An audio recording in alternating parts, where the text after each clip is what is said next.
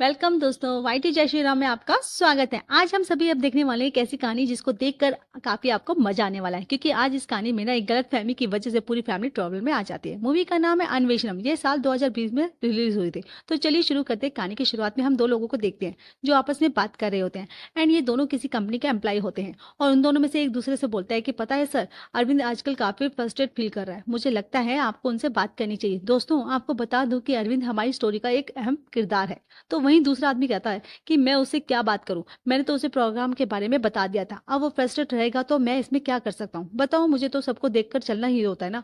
तो पहले वाला आदमी कहता है कि सर, अरे सर अरविंद सर हमारी कंपनी का एक वैल्यूएबल एम्प्लॉय है। अगर उसने रीजन डाल दिया तो दूसरी कंपनी उसे अपने फायदे के लिए हमारे खिलाफ यूज करेगी। एंड दोस्तों, फिर ये सुनकर तो वो आदमी अरविंद से बात करने के लिए मान जाता है। ये सीन यहीं से शिफ्ट होता है और अपने अरविंद की वाइफ को देखते हैं जिसका नाम कविता होता है। वह अपनी मम्मी पापा से कॉल पर बात कर रही होती है, जिससे उसके पिता कविता से अरविंद के बारे में पूछते हैं। तो वो कहती है कि अरविंद तो मेरा कॉल ही रिसीव नहीं करता और अभी तो वो किसी प्रोजेक्ट से किस सिलसिले में चेन्नई गया हुआ है। एंड वो बात कर रही होती है कि तभी उसके घर का डोरबेल बजता है और कॉल कट करके वो चली जाती है। उसके बाद हम कहानी के दूसरे किरदार चेरिन स्टाम को देखते हैं, जो कि एक हॉस्पिटल में नर्स का काम करती है। उसके पिता बीमार होते हैं और वह उनके केयर टेकर का काम कर रही होती है। इसके बाद सीन शिफ्ट होता है, हम अरविंद के बेटे अचू को देखते हैं, जो कि कुछ बच्चों के साथ आराम से क्रिकेट खेल रहा होता है। अचू तो पहली बार में आउट हो जाता है, जिसके बाद बच्चे उसका मजाक उड़ाने लगते हैं और फिर बच्चों की तरह वह चौक से गुस्से में चला जाता है। कुछ टाइम के बाद हम हॉस्पिटल में सीनियर डॉक्टर डॉक्टर अशोक को देखते हैं, जिसको एक कॉल आता है। उसमें एक आदमी जिसका नाम गौतम होता है, वो डॉक्टर अशोक से कहता है कि एक इमरजेंसी है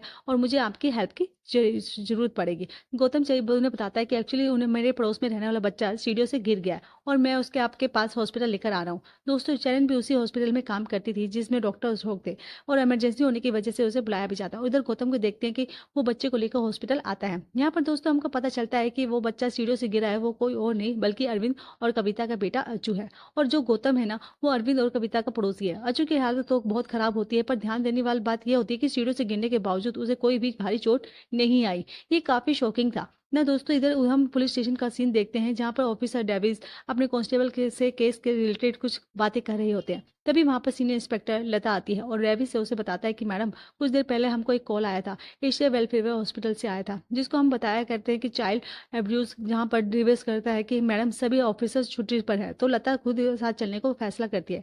तब जब हॉस्पिटल में दिखाते हैं तो सीनियर डॉक्टर, जो कि डॉक्टर कुमार है, वो लता से मिलने आते हैं और वहां पर चेयरमैन को भी बुलाया जाता है। लता चेयरमैन से पूछती है कि क्या कोई चाइल्ड व्यूज का केस हॉस्पिटल में एडमिट हुआ है। तो चेयरमैन मना कर देती है, यही नहीं कि ऐसा कोई केस नहीं आया। एंड डॉक्टर कुमार बोलता है कि मैडम, शायद आपको साथ कोई प्रैंक कर रहा होगा। ये सुनने के बाद लता कुछ देर तो कह नहीं पाती कुछ भी और मौके पर वहां फायदा उठाकर चेयरमैन वहां से चली जाती है। इसी बीच में पता नहीं क्यों उसके चेहरे पर लग रहा था कि जैसे कि वो कुछ छुपा रही है।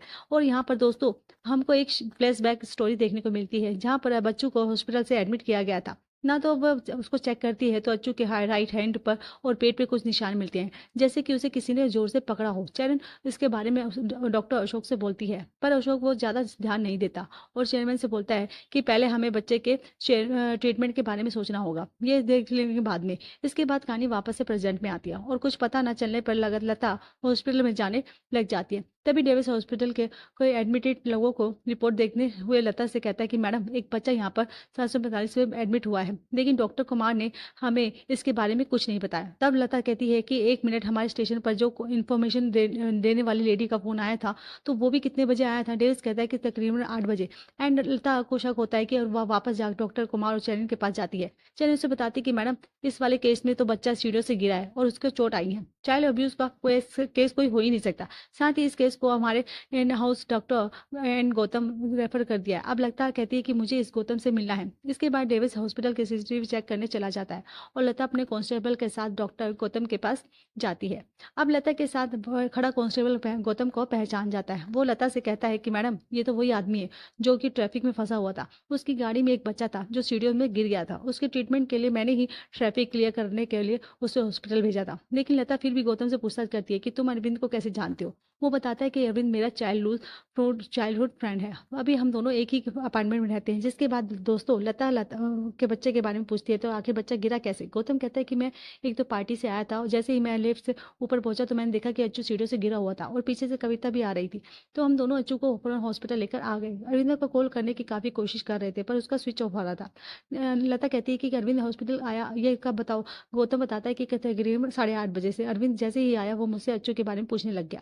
मैंने भी बोल दिया कि वह अभी ठीक है पर उसके सर पर थोड़ी चोट आई है। एंड दोस्तों उसके बाद लता अरविंद के पास जाती है और उससे पूछना लग जाती है, तुम कहाँ थे जब ये सब कुछ हो रहा था? अरविंद भी कह देता है कि देखो मुझे जैसे ही कविता का मैसेज मिला मैं तुरंत वहां पर आ गया था। लता पूछती है कि अचानक एक बात बताओ, तुमने अपना फोन स्विच ऑफ क्यों किया था? अरविंद बताता है कि मेरे ऑफिस में कुछ इश्यूज चल रहे थे और मेरा मोबाइल भी चार्ज नहीं था जिस वजह से फोन स्विच ऑफ हो गया था। लता कहती है इशूज मीन्स किस तरह का शूज? एंड इसके बाद वो अरविंद कहता है कि इस कहानी सुनाता है कि मैं ऑफिस में एक प्रोग्राम कर रहा हूँ, इसका नाम है मीट एंड लेजेंड। मैंने उस प्रोग्राम के लिए काफ़ी मेहनत की है लेकिन मेरे सीनियर ने मुझे बताया इस प्रोग्राम से बाहर निकाल दिया और वह प्रोग्राम किसी और को हैंड ओवर कर दिया है। एंड दोस्तों वही प्रोग्राम होता है जिसे हम अपनी कहानी की शुरुआत में दो लोगों को बात करते हुए दिखाते थे और इसमें एक आदमी अरविंद का बॉस है और उसे ही अरविंद को प्रोग्राम से बाहर निकाल दिया था। बॉस ने ये कारण दिया कि मीट एंड लेजेंड में ये बहुत बोरिंग का नाम है। अब दोस्तों ये सुनने के बाद लता अरविंद की बात सुनकर उनके बॉस का नंबर मांग लेती है तो उन्हें कॉल करती है लेकिन वो कॉल रिसीव नहीं करता। इधर डेविस का हॉस्पिटल के एक स्टाफ से ये पता चलता है कि डॉक्टर और नर्सेस का शिकार हुआ है लेकिन गौतम उनकी बातों को गलत ठहराते हुए उनसे कहता है कि ऐसा नहीं हो सकता, ये फैमिली को मैं काफी टाइम से जानता हूँ, ये ऐसी नहीं है। एंड इसके कुछ टाइम के बाद डॉक्टर अशोक अच्चू का ट्रीटमेंट कर रहे होते हैं और अचानक से बाहर आकर लता से बताते हैं कि उसके बच्चे की डेथ हो गई है। एंड ये सुनकर तो लता को झटका लगता है कि आखिर ऐसे कैसे हो सकता है। लता पूछती है कि ये सब कैसे हुआ। एंड दोस्तों यहाँ पर फिर से ब्लैक फ्लैशबैक में दिखाया जाता है कि जिससे कविता अपने रूम में भागती हुई बाहर आती है और चेयरमैन को आवाज लगाने लग जाती है। चेयरमैन जब अंदर आकर अच्चू को देख चेक करती है तो अच्चू कांपने लग जाता है। इसके बाद डॉक्टर अशोक अच्चू का ट्रीटमेंट करने लग जाते हैं लेकिन उसकी डेथ हो चुकी थी। ये देखकर कविता और अरविंद अंदर से टूट जाते हैं। कविता तो अच्चू की डेथ की सदमे से ही चली जाती है और बेहोश हो जाती है। अब कहानी वापस से आ जाती है प्रेजेंट में। लता डॉक्टर अशोक से कहती है कि डॉक्टर क्या कोई पॉसिबिलिटी है कि चाइल्ड अब्यूज हुआ है? उसमें अशोक कहता है कि मैं श्योर तो नहीं हूँ। इसके बाद लता अपने सीनियर को कॉल करती है और उनसे इस बात केस के बारे में डिस्कस करने लग जाती है। इसके उसके सीनियर तो उसको सजेस्ट करते हैं कि तुम इस सीनियर को डॉक्टर फॉरिस की हेल्प लो इस केस को सॉल्व करने के लिए। इसके बाद लता चेयरमैन के पास जाती है और उससे कहती है कि तुमने मुझसे झूठ क्यों बोला? कि फिर ये अब थोड़ा घबरा जाती है और डेविस चचेरे का मोबाइल मांगता है, उसको चेक करने लग जाता है। चचेरे का फोन चेक करने के बाद उसे पता चलता है कि ये तो वही औरत है जिसने चाइल्ड अब्यूज के बाद चेयरमैन सारी सच्चाई बताती है और वह कहानी वापस से फ्लैशबैक में जाती है। दरअसल कविता जब अच्चू को लेकर हॉस्पिटल आती है तो चेयरमैन अब अच्चू की बॉडी पर निशान देखती है तो उसे कविता के हस्बैंड पर शक होता है कि और वह उससे कहती है कि तुम्हारे हस्बैंड ने तुम्हारे बेटे के साथ जबरदस्ती की है, पता है तुम्हें? मुझे लगता है कि उसी की वजह से उसका ये हाल हो गया, मतलब तुम्हारे पति ने ही किया। अब तो कविता भी चीर चीर को समझाने लग जाती है कि ऐसा कैसे हो सकता है। वो कहती है मेरे हस्बैंड तो अपने बेटे से बहुत प्यार करते हैं, उन्हें तो ये बात भी पता नहीं कि अच्चू हॉस्पिटल में एडमिट है। फिर चिल्ला बोलती है कि देखो तुम्हें डरने की जरूरत नहीं है, थोड़ी देर में पुलिस आ जाएगी और तुम बच जाओगे, पर जो सच्चाई है तुम मुझसे बता सकती हो। ये सुनने के बाद कविता जी को डांट लगा देती है और उससे कहती है कि मैंने जो कहा है वो आपको ऐसा ही सच बोला है, कुछ ऐसा नहीं है। लेकिन दोस्तों चीर को फिर भी कविता पर शक होता है कि वो कुछ छुपा रही है, इसलिए वो डॉक्टर को इस बारे में बताती है पर उसकी बात पे डॉक्टर्स पे ज्यादा ध्यान नहीं देते। एंड शेरन को छुप कर पुलिस को कॉल कर देती है और चाइल्ड अब्यूज के बाद अर्जू की डेथ हो जाती है। ये देखकर अरविंद टूट जाता है, वो कविता को पकड़कर रोने लगता है, उसकी हालत भी काफी खराब हो जाती है। एंड तब ये देखकर चेरन को एहसास होता है कि उससे गलती हो गई। अरविंद अर्जू की मौत का जिम्मेदार नहीं है बल्कि वह तो उसे काफी प्यार करता था। अब कहानी यहाँ से वापस प्रेजेंट में आ जाती है। लता कविता के पास जाकर उससे पूछताछ करने लगती है। तब कविता उसे बताती है कि मैं किचन में काम कर रही थी और मुझे किसी के गिरने की आवाज आई। मैंने जब जाकर देखा तो अच्छी सीढ़ियों से गिरा हुआ था।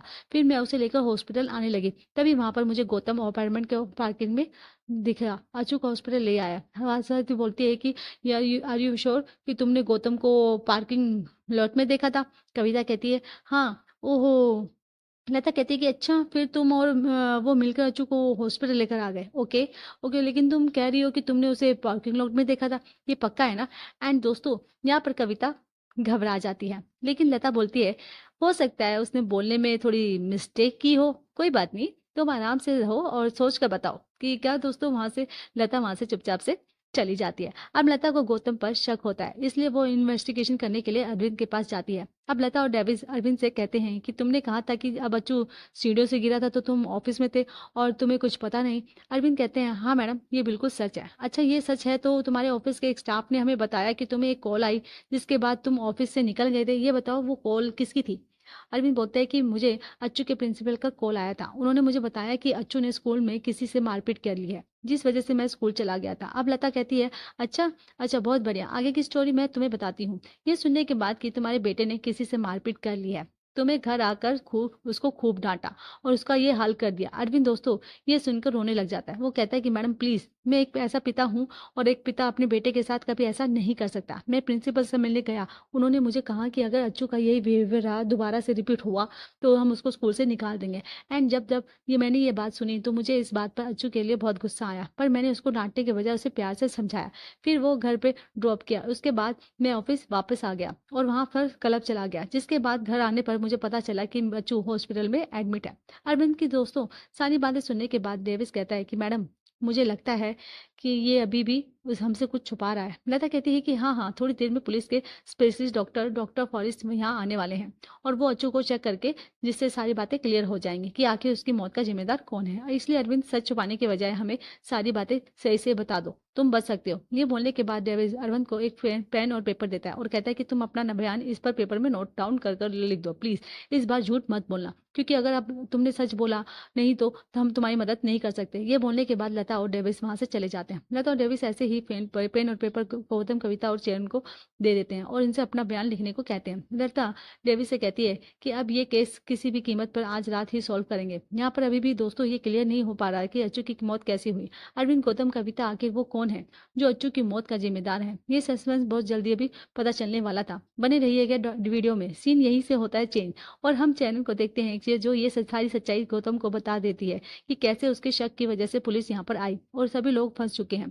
गौतम भी यहाँ पर सब कुछ अरविंद को बताने लग जाता है कि एक गलती की वजह से सब उसको शक कर रहे हैं कि तुमने ही अच्चू की हालत की है और पुलिस को यह शक हुआ है कि अच्चू सीढ़ियों से नहीं गिरा है। और ये सब शायद शक की बुनियाद पर जो वो कविता को भी अरेस्ट कर सकते हैं, क्योंकि उस सबसे पहले उसने ही अच्चू को हॉस्पिटल में एडमिट किया था। थोड़ी देर में डॉक्टर फॉरेस्ट आने वाले हैं और अच्चू को चेक करने वाले हैं, जिससे उसको पता चल जाएगा कि अच्चू की मौत कैसे हुई थी। यहाँ पर दोस्तों हमको एक चीज पता चलती है कि गौतम, चैरिन, अरविंद और कविता को सच्चाई तो पता चल गई थी कि अच्चू की मौत आखिर कैसे हुई थी, लेकिन अभी हमें नहीं बताया गया था कि गौतम आगे बताता है कि अरविंद, तुम्हारी एक बेटी भी है और अच्चू के जाने के बाद तुम्हें और कविता को अपनी बेटी को संभालना होगा, उसका फ्यूचर बनाना है, इसलिए तुम दोनों में से कोई भी अरेस्ट नहीं हो सकता। अरविंद कहता है कि तो हम सब कैसे बच सकते हैं। एंड गौतम तब बताता है कि एक ही तरीका है, सीढ़ियों से गिरने के निशान हमें अच्चू की बॉडी को देने होंगे और उसी से तुम बच पाओगे। अरविंद बेचारा ये सुनकर रोने लग जाता है और गौतम से कहता है कि मैं अपने मरे हुए बेटे की बॉडी को चोट नहीं पहुंचा सकता, मैं जेल जाने के लिए तैयार हूँ लेकिन ऐसा नहीं कर सकता। लेकिन दोस्तों